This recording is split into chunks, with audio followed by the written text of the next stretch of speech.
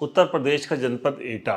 यहाँ एक नाबालिग लड़की ने अपने 38 साल के प्रेमी के साथ मिलकर अपनी मां की हत्या कर दी। नाबालिग लड़की का प्रेमी उसकी मां का भी बॉयफ्रेंड था। मां ने बेटी को मरवाने के लिए अपने बॉयफ्रेंड को सुपारी दी थी, लेकिन नाबालिग लड़की ने अपने प्रेम की जाल में फंसाकर सुपारी किलर से अपनी मां की हत्या करवा दी। मां क्यों अपनी बेटी को मरवाना चाहती थी? दोनों की आशिक ने क्यों मां को ही मारने का फैसला किया? आज के केस डायरी में एटा का यह हत्याकांड और मर्डर मिस्ट्री के वर्कआउट की दिलचस्प दास्तान। मैं हूं परवेज अहमद। आपने देखना शुरू कर दिया है हमारा खास कार्यक्रम केस डायरी। पूरा मामला एटा के जसरतपुर थाना क्षेत्र का है।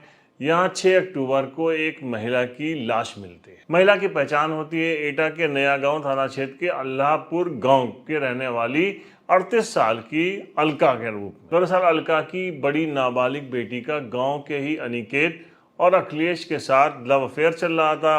वो एक बार इन दोनों के साथ भाग भी गई थी। इस मामले में अलका ने नया गांव में दोनों ही युवकों के खिलाफ मुकदमा दर्ज कराया था, जिसमें वो दोनों गिरफ्तार भी हुए थे। इसके बावजूद अलका की जो नाबालिग बेटी थी वो अपने दोनों ही आशिकों से लगातार संपर्क में रहती थी और उनसे बातें किया करती थी। परेशान होकर मां ने बेटी को अपने भाई के यहाँ फर्रुखाबाद जनपद में रहने के लिए भेज दिया। वो वहाँ 6 महीने से रह रही थी, लेकिन उसके बावजूद वो अनिकेत से लगातार संपर्क में रहती थी। अब अलका के पति रमाकांत ने इस मामले में दोनों ही युवकों के खिलाफ मुकदमा दर्ज कराया कि मेरी पत्नी इस केस के मामले में कोर्ट के लिए एटा गई थी और इन दोनों ने ही मिलकर उसकी हत्या कर दी है। अब पुलिस ने इस केस में जसरतपुर थाना के इंचार्ज और सर्विलांस टीम इंचार्ज को लगाया और उनको निर्देश दिया कि जल्द से जल्द इस केस का खुलासा करें। उधर पोस्टमार्टम की रिपोर्ट में आया कि अलका को पहले बुरी तरीके से पीटा गया था, उसके बाद उसकी गला दबाकर हत्या की गई। पुलिस इस मामले में नाबालिग बेटी का जो दोनों आशिक थे उनको पकड़ कर लाई, उनसे पूछताछ कर रही थी, लेकिन उनसे पुलिस को हत्या के मामले में कोई ठोस जानकारी नहीं मिल पा रही थी। इसी बीच पुलिस ने अलका के मोबाइल फोन का CDR निकलवाया। CDR में यह पता चला कि अलका उसके गांव में रहने वाले एक सुभाष नामक युवक से लगातार फोन पे बातें करती है। इन दोनों के बीच में बहुत लंबी लंबी बातचीत होती है। इस जानकारी के बाद पुलिस ने अलका के गांव, उसके मायके में छापा मारा। सुभाष अपने घर पे नहीं मिला। उधर पुलिस को यह भी पता चला कि जो नाबालिग बेटी है जिससे उन दोनों युवकों के संबंध थे, वो भी अपने घर से उसी दिन से, घटना वाले दिन से गायब थी। वो भी अपनी मां के साथ कोर्ट के लिए निकली थी, उसके बाद उसका भी पता नहीं चल रहा है। पुलिस ने फरार चल रहे सुभाष और मृतका की नाबालिग बेटी का जब मोबाइल कॉल डिटेल निकाली तो दोनों की लोकेशन एक साथ मिली। उधर जसरतपुर थाना पुलिस को नाबालिग ने बताया कि एक इलाका है उस थाना क्षेत्र का नगला कल्लू, वहां पे इन दोनों को एक साथ देखा गया है। पुलिस ने फिर दोनों की तलाश शुरू की और आखिर दोनों पुलिस के हाथ ही लग गए। पुलिस सुभाष उस नाबालिग युवती को लेकर थाने पहुंची और उसके बाद रात में पुलिस ने दोनों की बड़ी अच्छे से खातिरदारी की। पुलिस को पहले तो सुभाष गुमराह करता रहा, लेकिन जब पुलिस थाने में जो रात में खातिरदारी करती है, वो जब बहुत ठीक ठाक से खातिरदारी हुई तो सुभाष ने पूरे हत्या का जो राज था वो फाश किया। वो काफी चौंकाने वाला था। सुभाष का क्या था कबूलनामा, ये हम आपको बताते हैं। सुभाष ने पुलिस को बताया कि मृतका उसके गांव की ही रहने वाली थी और बचपन से ही उसकी जान पहचान थी। बाद में उन दोनों के बीच में लव अफेयर भी चलता रहा। फिर एक रेप केस के मामले में सुभाष जेल चला गया और पिछले कई सालों से वो जेल में था। 7 महीने पहले उसको बेल मिली थी और उसके बाद उसको अलका का मोबाइल नंबर मिल गया। फिर इन दोनों के बीच में बातचीत शुरू हुई। अपने हर सुख दुख की बातें करती थी। साथ में हम दोनों अपने प्रेम प्रसंग की भी बातें किया करते थे। एक दिन हम लोग जब मिलने के लिए आए तो अलका ने बताया कि उसकी जो बड़ी बेटी है उसने उसको बहुत बदनाम कर रखा है। वो अपने आशिक के साथ भाग गई थी, अभी लगातार उसके संपर्क में, उसकी वजह से उसकी बहुत बदनामी होती है। बाद में अलका ने सुभाष से कहा कि तुम मेरी बेटी की हत्या कर दो, इसके लिए मैं तुमको 50,000 रुपए भी दूंगी। 27 सितंबर को सुभाष और अलका की एक बार फिर मीटिंग होती है और फाइनल तय होता है कि मैं तुम्हें 50,000 रुपए दूंगी, तुम मेरी बेटी की हत्या कर दो।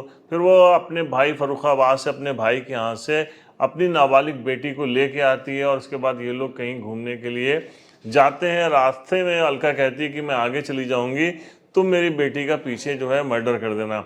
अलका आगे निकल जाती है। उसके बाद वो सुभाष जो था वो उसकी बेटी से कहता है कि तुम्हारी माँ ने मुझे तुम्हें मारने के लिए 50,000 रुपये दिए हैं। बेटी एकदम चौंक जाती है और वो कहती है क्यों मारना चाहते हैं? तो कहते हैं कि तुमने बहुत बदनामी कराई है उसकी और तुम सुधरने का नाम नहीं ले रही हो। सुभाष का कहना था कि अचानक वो मुझसे गले लिपट गई और मुझे जो है बहुत ज़्यादा प्यार करने लग गई और उसने कहा कि मेरी माँ ने तुम्हें 50,000 रुपये की सुपारी दी है, मैं अपना पूरा जीवन तुमको दे दूंगी, मैं तुमसे शादी कर लूँगी, तुम मेरी माँ को मार दो। तो अब यहीं से जो सुभाष का भी शातिर दिमाग चलने लगा, वो उसकी बेटी को लेके खेत में गया, वहाँ ज़मीन में उसको लिटा दिया, उसके चेहरे पे कपड़ा डाल दिया। उसके बाद उसकी फ़ोटो खींची और फ़ोटो खींचने के बाद उसने अलका से कहा कि मैंने तुम्हारी बेटी को मार दिया, तुम घर चली जाओ और हम फिर बाद में मिलते हैं। उसके बाद अलका अपने घर चली गई। फिर मैं उसकी बेटी को लेके आगरा चला गया, वहाँ मैंने एक किराए का कमरा लिया और वहीं पे उसको रख दिया। उसके साथ मैं आराम से वहाँ पे मज़े कर रहा था। फिर मैंने एक दिन अलका को फ़ोन किया और कहा कि तुमने जो वादा किया था वो 50,000 रुपये मुझे दे दो। अलका टाल मटोल करती रही। धीरे धीरे ये 3-4-5 दिन गुजर गए। फिर वो 5 अक्टूबर को निकली थी कि अगले दिन पेशी के लिए जाएंगे। उसके बाद वो घर से 5 अक्टूबर को आई, मुझसे मिली, तो मैंने उससे बताया कि मैंने तुम्हारी लड़की को नहीं मारा है क्योंकि तुम पैसे नहीं दे रही हो। लेकिन मैंने अलका को यह नहीं बताया कि मैंने तुम्हारी बेटी को ये सब कुछ बता दिया है। हम लोग उसके बाद गए, फिर उसकी बेटी को लिया और एक मेला चल रहा था, वहाँ मेला घूमने के लिए गए। वहाँ से जब लौट रहे थे रास्ते में तो अलका ने एक बार फिर मुझसे कहा कि तुम मेरी बेटी को मार दो। लेकिन फिर क्योंकि हम उसकी बेटी मुझसे वादा कर चुकी थी कि वो मुझसे शादी करेगी, मैंने फिर वहाँ उससे पूछा कि तुम्हारा वादा पक्का है? तो उसने कहा बिल्कुल पक्का है। फिर हम दोनों ने अलका को पकड़ लिया और वहीं अलका को पहले खूब पीटा और पीटने के बाद गला दबा के उसकी हत्या कर दी और लाश फेंक कर वहाँ चले गए। उसके बाद से मैं और मेरी जो प्रेमिका है, मतलब अलका की लड़की, वो भी अब हम दोनों एक साथ रह रहे थे। रात में फिर हम लोग खाना पीना खाने के लिए निकले थे, होटल पे गए थे और फिर हम लोग जो है हत्थे लग गए पुलिस के। तो ये एसपी एटा का कहना है कि इस तरीके से इस हत्या का जो वो राज था वो खुला है और बहुत चौंकाने वाला राज है। और जो लड़की है जो इस हत्याकांड में शामिल थी, नाबालिग होने के कारण उसको किशोरी सुधार गृह में भेज दिया गया। वहीं सुभाष को हत्या के मामले में गिरफ्तार कर जेल भेज दिया गया। तो आज की केस डायरी में इतना ही। हम मिलते हैं नेक्स्ट एपिसोड में एक नई क्राइम स्टोरी के साथ। तब तक के लिए जय हिंद।